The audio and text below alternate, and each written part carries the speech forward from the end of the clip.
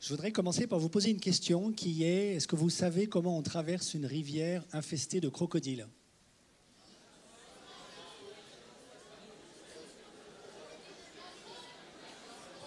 Oui, il y en a qui savent un petit peu. Question qui est... Chut. Question à laquelle je me suis retrouvé confronté au Tchad il y a quelques années. Alors je vais vous dire, il y a deux manières de faire. Il y a la mauvaise et la bonne manière. La mauvaise, c'est je suis tout seul, je choisis l'endroit où la rivière est la moins large, je plonge et je traverse la rivière tout au fond et j'essaie de ressortir en apnée de l'autre côté. Pourquoi? Parce qu'un crocodile n'attaque jamais quelque chose qui est en dessous de lui. Il attaque toujours sur le côté ou au-dessus. Donc si je fais ça, j'ai une petite chance de m'en sortir. Il faut juste qu'il n'y ait pas de crocodile dans la descente et à la remontée et que j'arrive à tenir en apnée pendant toute la traversée de la rivière. Ça, j'ai jamais essayé. La deuxième manière, c'est je vais voir les paysans qui habitent, parce que je suppose que je suis dans la savane, en Afrique, je vais voir les paysans qui habitent dans le coin et je leur dis, lorsque la rivière était à l'étiage, donc l'eau était le plus bas possible, vous avez certainement vu les terriers des crocodiles. Parce que la maman crocodile, elle fait son terrier à ce moment-là. Et c'est le papa crocodile qui va chasser pour apporter de la nourriture à son foyer. Et le papa crocodile ne fait jamais plus de 1 ou 2 kilomètres plus loin que le terrier. Et donc si je sais où sont les terriers à l'étiage, eh bien je sais où je peux aller nager parce que les crocodiles ne sont pas là. Et donc pour ça, j'ai besoin d'aller me renseigner auprès de ceux qui sont là, d'avoir prévu à l'avance, et éventuellement d'avoir anticipé, et je peux aller nager tranquillement à l'endroit où je sais qu'il n'y a pas de crocodile. Je vous donne cet exemple-là parce que je pense que la traversée de la crise écologique qui est devant nous, elle va ressembler à une traversée de rivière infestée de crocodiles. Donc il y a deux manières de s'y prendre. La première, c'est chacun pour soi, et on espère qu'il n'y aura pas de crocodile dans la traversée. La deuxième, c'est on fait ça tous ensemble, on anticipe intelligemment, et on essaie de trouver l'endroit où c'est le plus facile de passer. Alors pourquoi est-ce que c'est une rivière infestée de crocodiles? Je le rappelle très rapidement, c'est très très grave, vous le savez, mais je nous le redis, y compris plutôt pour les plus âgés d'entre nous que pour les plus jeunes. Juste deux exemples pour nous faire peur, mais quand même, c'est la vérité. Le premier, c'est la concentration de CO2 dans l'atmosphère aujourd'hui, c'est 400 ppm, 400 parties par million. On sait qu'à 1000 parties par million, 1000 ppm, le cerveau humain perd environ 20% de ses capacités. Or, 1000 ppm, c'est ce que nous devrions atteindre si nous continuons la trajectoire du business as usual sur laquelle nous sommes engagés à la fin de ce siècle. Autrement dit, si vous êtes encore vivant à ce moment-là, vous serez gaga, et vos enfants aussi. Deuxième exemple, la malaria est en train de remonter en Europe, comme toutes les maladies tropicales qui montent avec le vivant, de l'équateur vers les pôles. L'an dernier, il y a 3 femmes au sud de l'Italie qui sont mortes de la malaria parce que le médecin qui n'était pas spécialisé en maladies tropicales n'a pas identifié la crise de palu. Et la Banque mondiale estime que vers 2050, c'est-à-dire juste après-demain, 5,2 milliards de personnes dans le monde seront atteintes de malaria. Moi, j'ai attrapé la malaria au Tchad, je peux vous dire ce que c'est pas drôle. On peut très bien vivre avec, mais on peut aussi mourir d'une crise de malaria si on ne fait rien. Et donc, il y aura certainement la malaria en France dans les années qui viennent, puisqu'elle est déjà en Italie, d'où elle avait disparu il y a un siècle. Alors, comment on fait pour traverser la rivière infestée de crocodiles selon la deuxième méthode? Il y a 2 points. Un point micro et un point macro. Le point micro, c'est qu'est-ce que je peux faire dans mon entourage immédiat à travers les petits gestes du quotidien. Je dis petits, mais en fait, ils sont héroïques.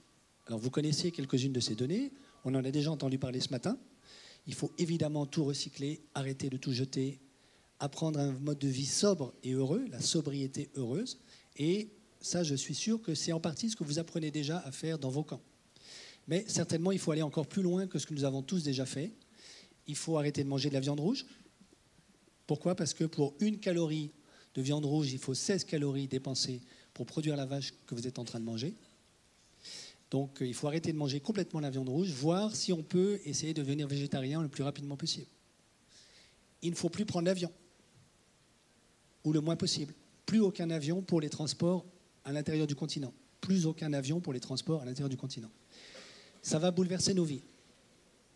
Il faut aussi, si je suis écolier, collégien, lycéen, étudiant, que j'aille voir mes profs, que j'aille voir l'administration du lieu d'enseignement où je suis en études et que j'exige que le lieu où je travaille soit un lieu écologiquement compatible avec l'avenir. Que ma cantine soit végétarienne, bio, avec des circuits courts, des AMAP, que je me nourrisse uniquement par ce qui est produit par les agriculteurs qui vivent pas très loin de l'endroit où je suis. Et ça vaut évidemment aussi pour les grands rassemblements scouts. Il faut que j'exige que dans tous les cours, on me parle d'écologie, puisque c'est ça mon avenir. L'écologie, ce n'est pas un domaine particulier qui est réservé à quelques spécialistes. Ça va concerner tous les aspects de l'existence. Il faut que votre prof de maths vous parle d'écologie, pas simplement le prof de biologie. Et évidemment, votre prof d'histoire. Et si je suis à l'université, il faut que j'exige, ou dans une grande école, ou en prépa, il faut que j'exige absolument d'avoir des cours dans ce domaine. Je peux vous dire que ma génération, du côté des profs, parce que moi j'enseigne dans les grandes écoles, beaucoup de profs sont complètement démunis. Donc ils se disent, mais nos jeunes aujourd'hui veulent des cours sur l'écologie. Moi, j'en ai jamais entendu parler. Je ne sais pas ce que c'est. Je suis incapable de donner un cours dessus, etc., etc. Il faut que vous demandiez qu'on vous donne des cursus qui portent sur ces sujets pour vous former à ce qui va être votre réalité à vous. Un exemple, et je vais terminer rapidement. Il y a quelques semaines, j'étais dans une université, une grande université française, je ne vais pas dire dans quelle ville. Je rencontre les 200 étudiants qui sont en Master 1 d'économie. Ils tiennent absolument à avoir une discussion avec moi. Ils me disent, voilà, on a compris que ce qu'on nous apprend en économie ne sert à rien. Personne ne nous a jamais parlé d'écologie. Or, c'est ça la réalité d'aujourd'hui. Donc, qu'est-ce qu'on peut faire dans la vie? Et ils me posent la question devant leur prof. Vous imaginez l'ambiance. Voilà. Il faut absolument que vous alliez manifester comme les jeunes qui ont manifesté vendredi, hier, avec Greta Thunberg, avec tous les autres, pour qu'on vous entende. C'est indispensable.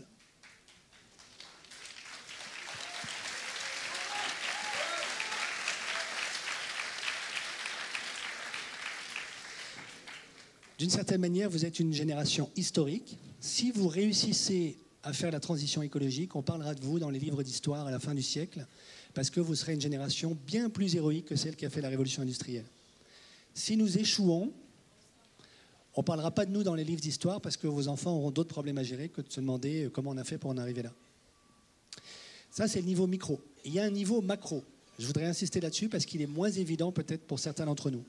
Le niveau macro, c'est que en faisant tous des efforts d'ascétisme héroïque, plus d'avions, même Internet, il faut réfléchir à Internet. Vous savez que les data centers, c'est 2% des émissions de CO2 sur la planète. Donc quand je clique, je participe au réchauffement de la planète. Mais tout ça, ça nous permet au mieux de réduire de 20 à 30% nos émissions de CO2, au maximum. Alors c'est vrai que c'est déjà pas mal, puisque la France aujourd'hui, non seulement n'avance pas dans la bonne direction, mais elle est en marche arrière, puisque nous augmentons nos émissions de CO2 en France. 2017, les émissions de CO2 françaises ont augmenté de plus 3,2%, celles de la zone euro plus 1,8%, celles de l'Allemagne moins 0,2%, celles de la Grande-Bretagne moins 3,2%. Nous, les Français, nous faisons partie des plus mauvais de la classe. Donc nous sommes en marche arrière. Donc il faut passer la marche avant, évidemment. Il faut passer plutôt en seconde et en troisième. Donc les petits gestes, c'est indispensable, mais ça ne permet que faire au maximum moins 20, moins 30% de mes émissions. Il faut un changement de modèle au niveau macroéconomique. Alors pour ça, vous pouvez écrire à Macron, c'est sûr. Il va vous répondre qu'il est d'accord avec vous. Mais ça ne suffit pas. Les changements telluriques qui sont devant nous, c'est rénovation thermique de tous les bâtiments.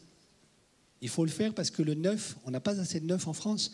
Si on se contente de durcir les règles du neuf, on en a pour 3 siècles avant que tout le patrimoine immobilier français, qui est très riche, soit aux normes environnementales. Donc il faut rénover tous les bâtiments, y compris le château de Janville. C'est extraordinairement créateur d'emplois. Ça revitalise tous les centres-villes de nos petits villages qu'on a complètement abandonnés. Ça met fin à la métropolisation de la France. Ça revitalise les territoires. Il faut de la mobilité verte, redéployer la SNCF partout, abandonner la voiture.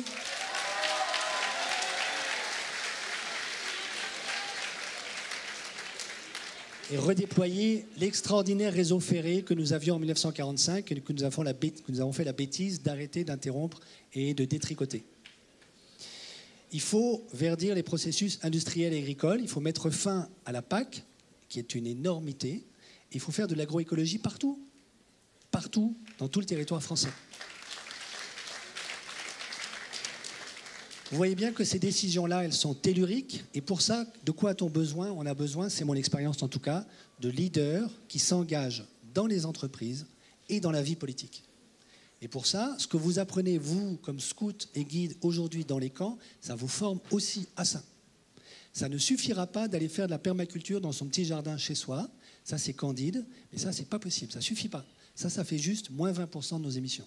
Ce qu'il faut, c'est viser la neutralité carbone en 2060 au plus tard. Toutes les simulations du GIEC le montrent. Et pour ça, il faut des changements telluriques au niveau macro. Pour le faire au niveau macro, on a besoin de chefs et de leaders intelligents qui font la promotion de la coopération plutôt que de la lutte de tous contre tous pour une sobriété heureuse partagée avec tous.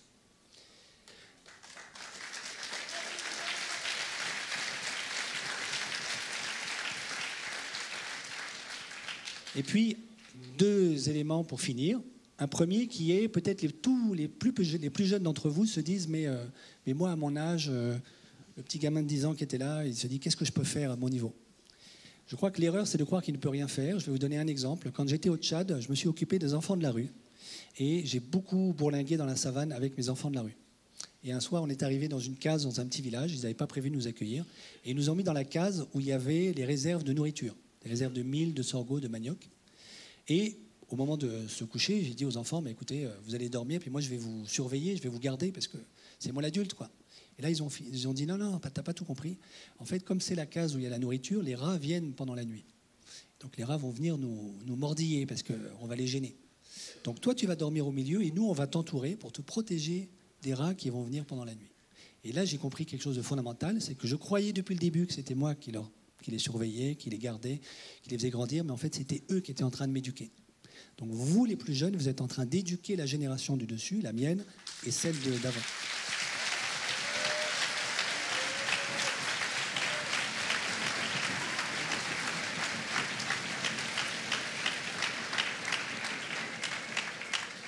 Et puis le deuxième dernier mot, je voudrais le donner à Jacques Sevin, qui, comme vous le savez, est votre fondateur, père jésuite, sur lequel on va publier un bouquin qui sort demain, qui s'appelle « Penser scoutement ». Je fais un tout petit peu de pub.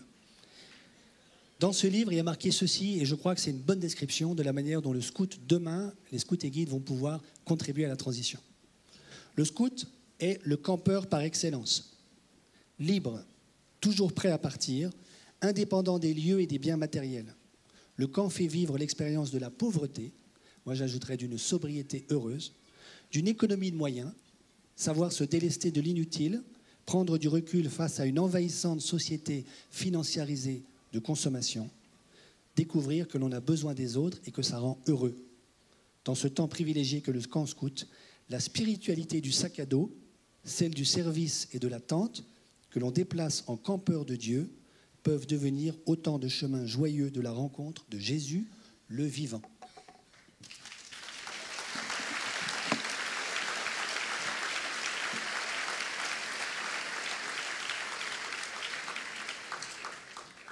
Merci Gaël Giraud d'être venu. Zoé a une question pour vous.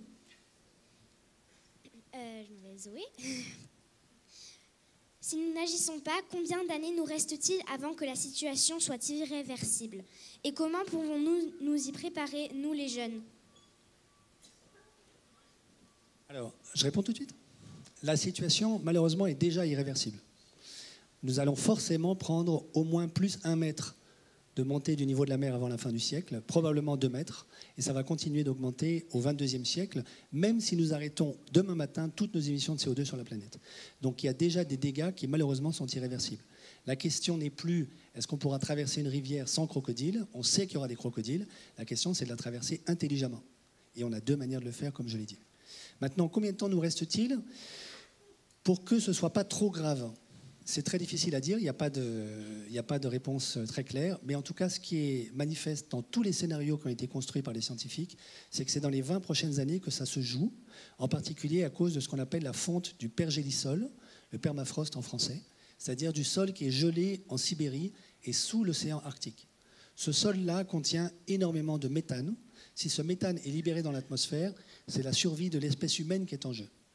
Si on veut que le permafrost ou le pergélisol ne fonde pas au XXIe siècle, alors c'est dans les 20 prochaines années que ça se passe, donc c'est votre génération. Merci.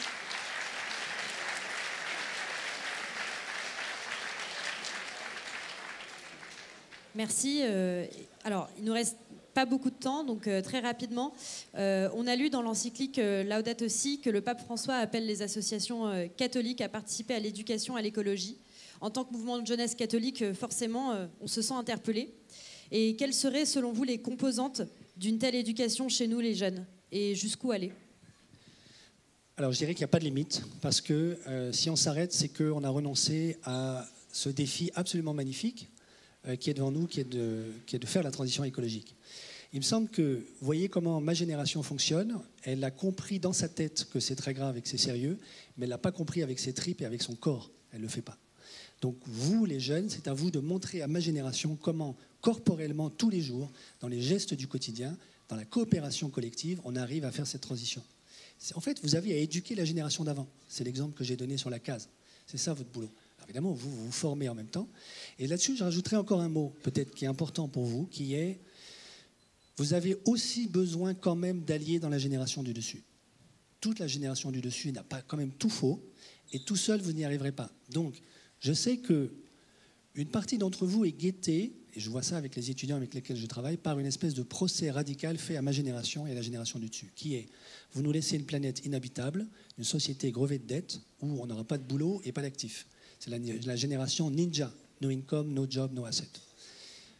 Et donc, il y en a pas mal qui sont guettés, y compris parmi les étudiants les plus brillants qui font le mandarinat français, qui sont guettés par une espèce de j'envoie tout balader parce que cette société a tout raté.